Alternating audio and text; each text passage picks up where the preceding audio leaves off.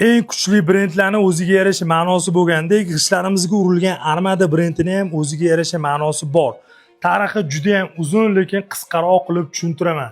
Armada degan so'zi bu yengilmas kema degan ma'noni bildiradi. Zavodimizning shakli ham dumaloq shaklda qurilgan, xuddi kemaga o'xshaydi. Dengizlarda, to'lqinlarda, to'fonlarda eng sifatli va kuchli kemalar suzib o'ta oladi. Bizning sifatli g'ishtlarimiz ham akalar nafaqat O'zbekistonda, butun O'rta Osiyo bo'ylab suzib yuribdi. G'ishtlarimizning sifatliligini shu 3 ta sertifikat timsolida tushuntirib beraman.